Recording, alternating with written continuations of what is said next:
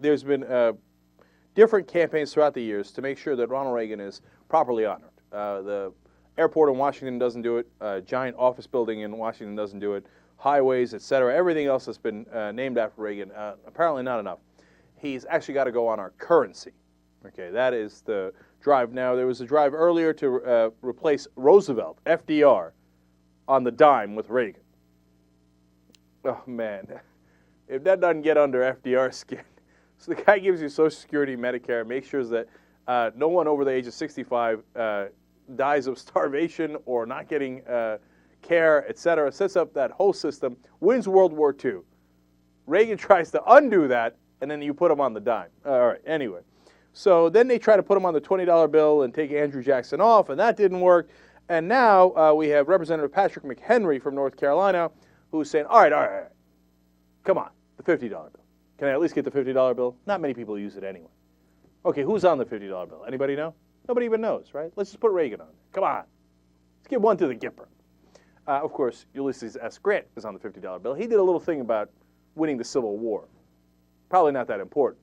Reagan cut taxes. So, winning Civil War, cutting taxes for the rich, I'm not really sure. All right. But whenever we think, oh, there he is.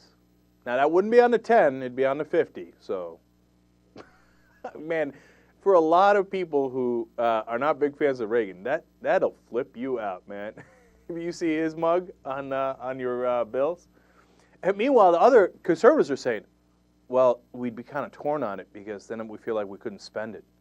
He's such a national treasure. We'd want to keep all the 50s as mementos. I love how stupid Republicans are. Anyway, whenever I think of Reagan, I think of this scene now from Michael Moore's movie Capitalism. And I know we're talking about it a lot lately because he was on the show yesterday, etc. But no, even outside of him being on the show, whenever I think of Reagan now, I think of this because this is the real legacy of Reagan, okay? It's just a small snippet out of the movie Capitalism. Watch this. See that guy standing next to the president? You know, the one that looks like a butler? His name was Don Reagan, the chairman of Merrill Lynch, the richest and biggest retail brokerage firm in the world. He took the key position of Treasury Secretary so he could enact the tax cuts that the rich wanted. Reagan then became White House Chief of Staff as the president started to fade. Then they should give the president what 43 governors have, a line item veto.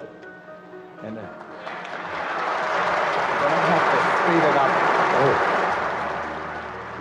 Who tells the president to speed it up? The man from Merrill Lynch, that's who. Things in America would never be the same again. The country would now be run like a corporation. We're going to turn the bull loose. Man, the reason why that sticks in my mind so much is because they got an actor to play the role. I mean, there it is. It's perfect. Then the guys on Wall Street come and tell him what to do. And they're like, hey, actor boy, here are your lines. Go read them. Okay? And then they rig the system, as I told you about in the first hour, cut taxes for the richest people in America, so now Warren Buffett pays significantly less in taxes than his secretary does. And at least Warren Buffett's complaining about it. It doesn't make any sense. Those Don Reagan guys, they're the guys behind the curtain. They're the ones who got this actor to play the role. And what drives me crazy about it is these knucklehead conservatives who are like, oh, Reagan was awesome, man! Reagan was the best! Yeah! And I know because I used to be one of them. That hurts.